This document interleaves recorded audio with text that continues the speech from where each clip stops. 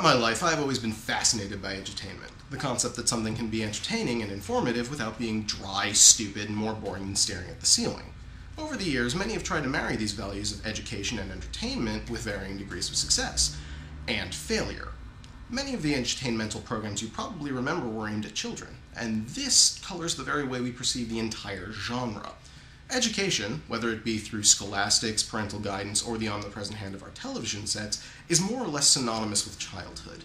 As we age, education plays less of a part in our daily lives, as we already have a working knowledge of how to exist within our respective societies. To this sentiment I call bullshit. We can always continue to refine our perceptions of and interactions with the world, although probably not through children's programming. No, as adults, we require something a little more in our education. We need our thoughts provoked and our opinions reevaluated, and that requires something with a little more vim than the beloved programs of our youth. Welcome, class, to Irreverent Edutainment. My name is Demoversi. I'll be your teacher and fellow student. I see you've already opened up your web browser to today's project, and I applaud your initiative. Now let's learn some shit.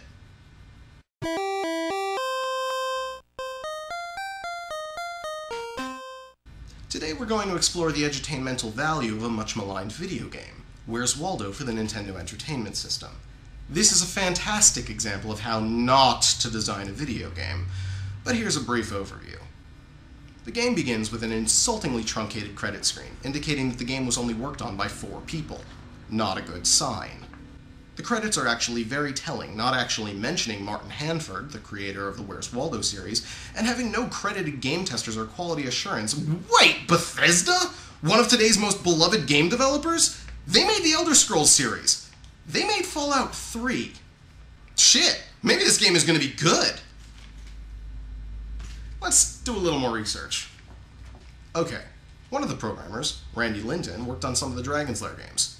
That's pretty cool. I never played them when I was young, but I have one of them on my iPhone. He also worked on Doom, but only the Super Nintendo version. Nothing else is jumping out at me. The other programmer, Paul Coletta, has only worked on 2 games, this and Home Alone. Yeah, that's great. I'm really feeling the quality and integrity here. Oh, and Randy Linden worked on that game too. Go figure.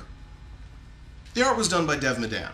That's mildly encouraging. He's got some chops, having worked on other video games as well as comics, and the music was done by Julian LeFay. That name sounds familiar. I wonder what else he's done. What the... He made the Elder Scrolls series? Yeah, apparently this guy holds the fan-granted title of Father of the Elder Scrolls. I'm not sure whether to be happy or sad that somebody who worked on this game actually got famous. Now that we've learned who made this... I guess it's a game... Let's see what some of the gameplay is like. Oh, hello, irritating music. Strike 1. What the...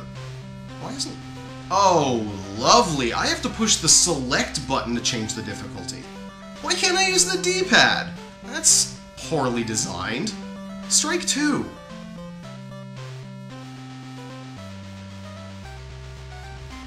Now we begin, and what the fuck? Look at this art! Look at the perspective! Strike 3, and seriously, I haven't started playing yet. Game? What the hell is this? Did I skip something?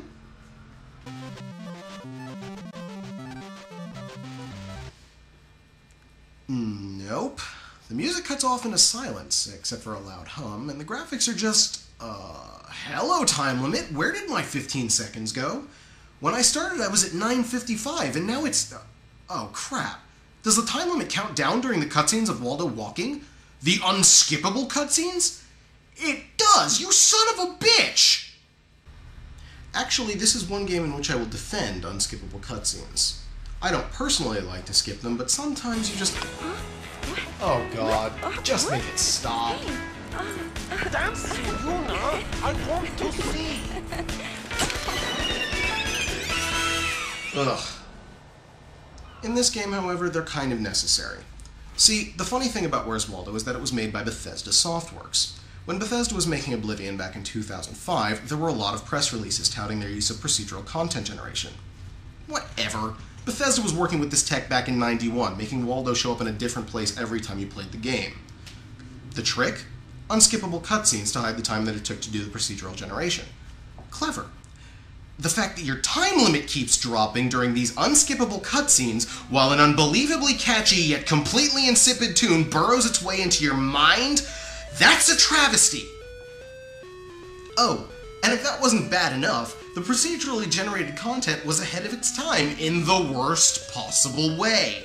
The sprite images were randomly placed amidst a pre-rendered background, sometimes with terrible results. In the forest level, the background is an orange-brown color, and all of the characters match it. Seriously, this is Waldo. Waldo is supposed to have a very specific coloration: red and white shirt atop blue pants. How the hell are you supposed to find Waldo when he looks like he just clawed his way out of quicksand?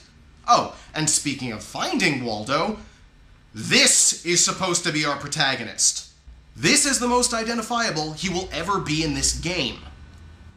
Wait, that better not be... You son of a bitch!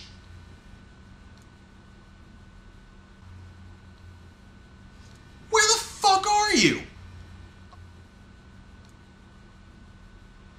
Oh, you're not sitting in that car, are you? You fucking whore! What the fuck? I'm not the biggest proponent of the importance of graphics. In fact, I argue against it. Suikoden 3 was my favorite RPG on the PlayStation 2, but it had stylized, cartoony graphics which frankly weren't on par with most other games on the system. It worked within its limitations, and it still provided a fantastic gaming experience and a compelling story. The graphics didn't matter.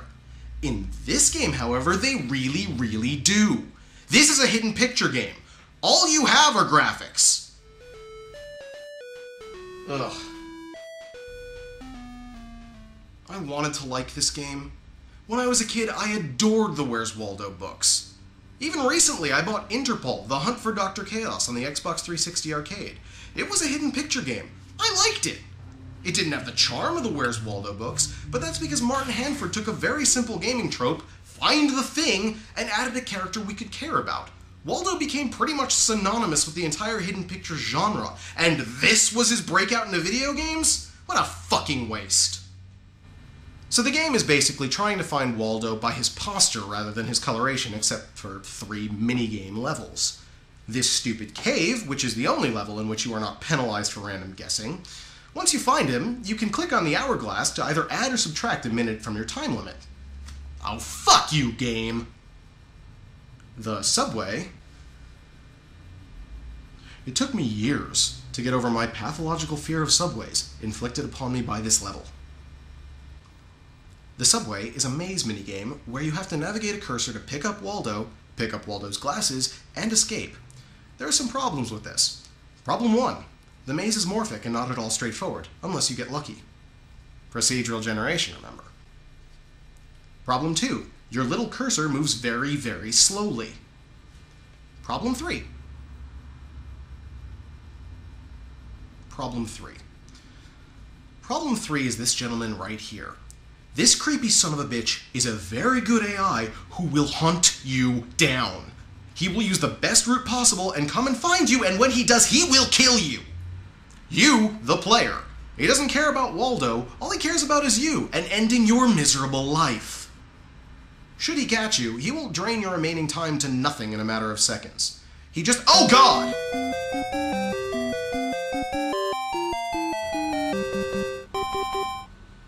I was 9 years old when this game came out, and was impressionable enough that hobos in the subway was such a terrifying concept that it became my paranoia of choice for years. Sharks? Meh. Drive-by shootings? Eh. Hobos in the subway? Meh. This minigame is bullshit. It penalizes you for thinking, takes too long to complete, and usually results in a game over. Oh, fuck you!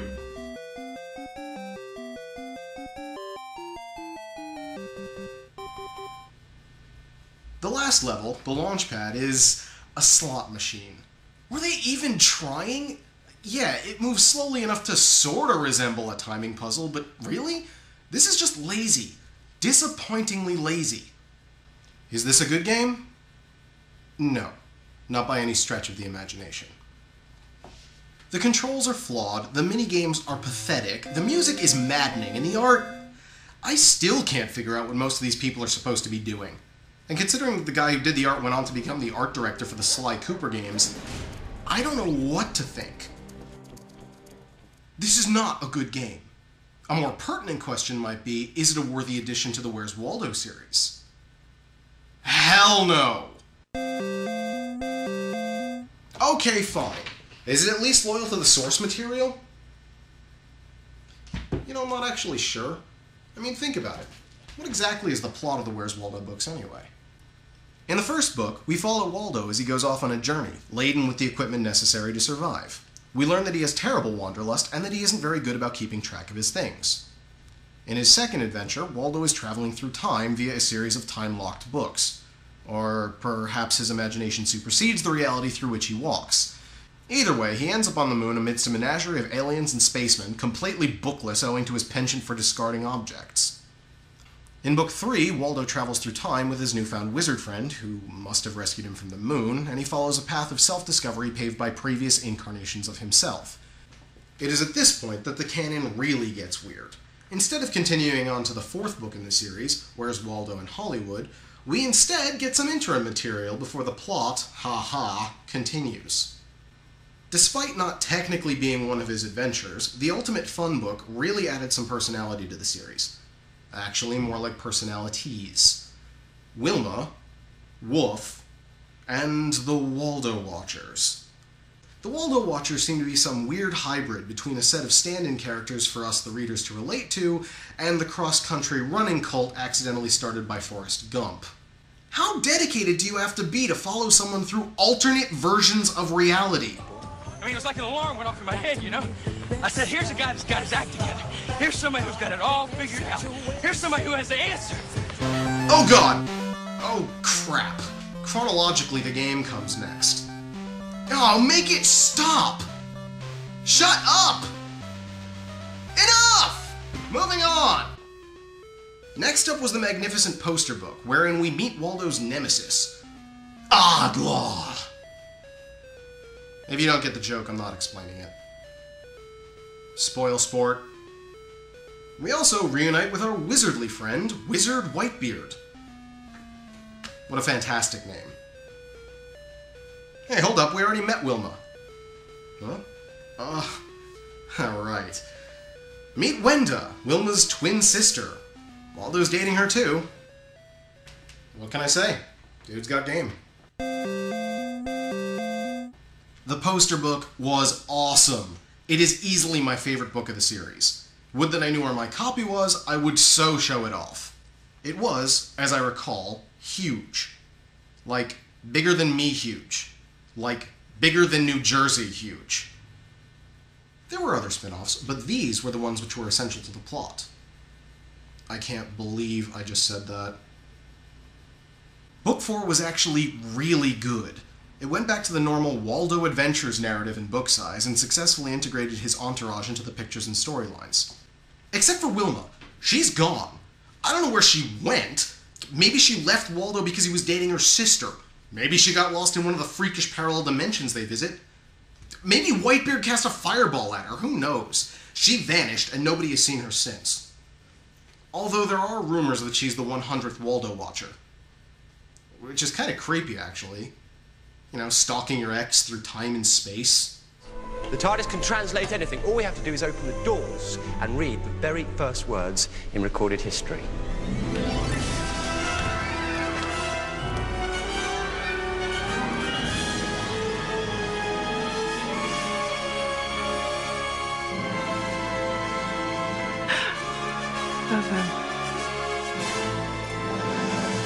I personally think she fell into a plot hole. Yes! Wilma's disappearance, however, goes unnoticed by our intrepid band. Waldo is spellbound by the grandeur inherent in the wonderland that is a Hollywood of legend, as opposed to the soul vacuum which is the Hollywood of California. From his opening monologue, we can clearly see how eager Waldo is to meet and mingle with both cast and crew. The final puzzle, Where's Waldo the Musical, shows the marvelous popularity and renown that Waldo has in canon. No, seriously, he exists in a world wherein he himself is one of the elite. The W has power, it seems. The Wonder Book, number 5, and The Great Picture Hunt, number 6, weren't really all that good. You know, like the Star Trek movies. It was obligatory! At least the 6th book was better than the 5th. You know, like the Star Trek movies. Ha! Number 5 is freaking bizarre. It looks like it's going to be a journey through fairy tales via magic book portals. I've heard worse plot devices. But it isn't. The books aren't magic portals, and the journeys aren't through fairy tales. At least, I've never heard of any folktales entitled The Mighty Fruit Fight or The Cake Factory. Nope. If you thought the last book detached itself from narrative cohesion, and it did, then the next book will annoy you as much as it did me. At first. The plot device is that Waldo is displaying a series of exhibits. Now, you might think that this would lend itself to a museum-style journey through various paintings. It doesn't. I wish it did. God! When I went out to find the underlying storyline behind all of the different Where's Waldo books, I didn't actually expect to find it. Now that I have, I can't enjoy the books because there isn't enough loyalty to the plot devices. What is wrong with me? After the acid trip of hallucinations I have to assume was book 5, Waldo spends book 6 trying to give back to the community and restore his good name. Through paintings. Paintings of his adventures. You know, maybe the intent to break the fourth wall was kind of stupid because we already see your adventures! Seriously, the painting motif shows up in less than half of the puzzles. Some of the puzzles are bordered as if they were paintings, but this one isn't! This one is from the poster book! At least add a border to keep things consistent! I am getting really burnt out over all of these different convoluted plot lines that they don't even stick to. This is Where's Waldo. It is simple. It is pure. Keep it that way! I beseech you! Oh, thank you, blessed year of 2009, for bringing us this breath of fresh air. Waldo and his entourage return in a wonderful combination activity/puzzle book, which somehow manages to keep the plot manageable and the activities minor yet still somehow enjoyable. The incredible paper chase shows Waldo shunning the trappings of his celebrity and getting back to his roots, exploring the world and sharing what he can. No more bizarre time paradoxing, no more philanthropic pseudo-museums, and no more drug-induced hallucinations. Your world is weird enough as it stands. Most heartening amidst all the really fun puzzles and simple plot is a return to the first forgotten trait that we learned Waldo had. Oh, the lovable klutz drops shit wherever he goes. Yes, I know he's been dropping that damned key for years, but in the olden days he would leave a piece of his adventure behind for another to find. That is the vagabond Waldo we all came to admire. That is the Waldo who inspires wanderlust in others. That is the Waldo we as children fell in love with. I see it! I see it again for the first time in years! I can feel it! I feel the cosmos! Huh? Oh god, oh crap! I almost became one of them!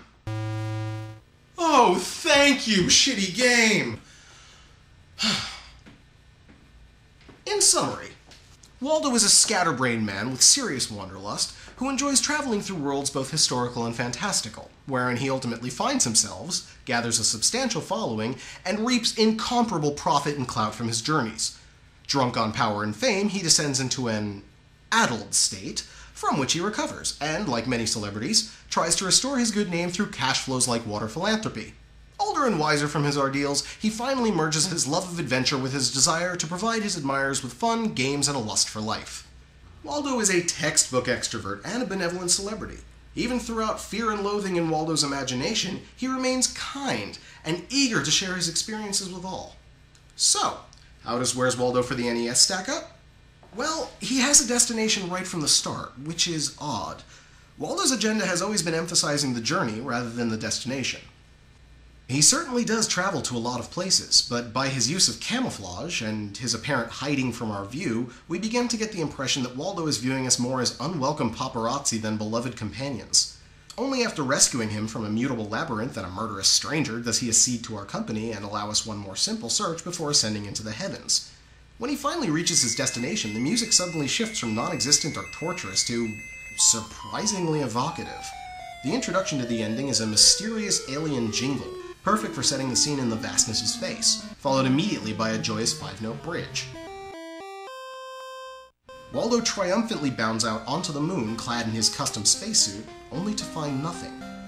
The music transitions from congratulatory to melancholy in a heartbeat, and we are invited to ponder what this ending truly signifies. This clearly isn't the moon that Waldo intended to visit. Keeping the core tenets of Waldo's personality in mind, we find that this lifetime extrovert is, perhaps for the first time, completely and utterly alone. The music hammers this point home mercilessly, and the scene only becomes more tragic the more you consider it.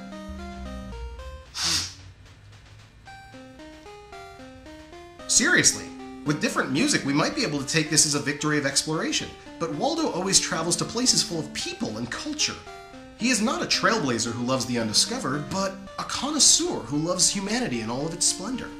Isolating him on the moon is cruel. It could trigger an existential conflict or call into question whether this entire game was an enormous, hurtful prank. Consider that the plot revolves around this one ticket to the moon. Its representation is evocative of those enormous publishers' clearinghouse checks, to imply that this ticket is of grand design and great fortune. Not to Waldo, though.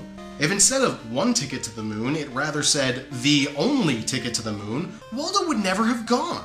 He would have sold it on eBay and gone to Prague or Six Flags Great Adventure or something. And this music! Seriously, this is the best music in the game, and it's actually really, really well done. Melancholy as it is, it still deserves to be in a much better title.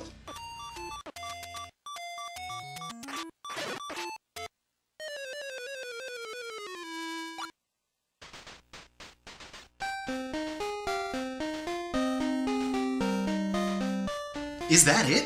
Is there anything after Waldo reaches his gloomy destination? Oh, we are rewarded with a seizure. Fantastic. In conclusion, no, this title is not loyal to the spirit of the books. It confuses the message entirely and provides us with a bad hidden picture game devoid of the charm and wonder inherent in things that actually carry Martin Handford's name. Well, that's my take on it anyway. Don't take my word for it, though. Do your own research. Make your own opinions. Find the message for yourself. After all, that's kind of the whole point of the Where's Waldo books.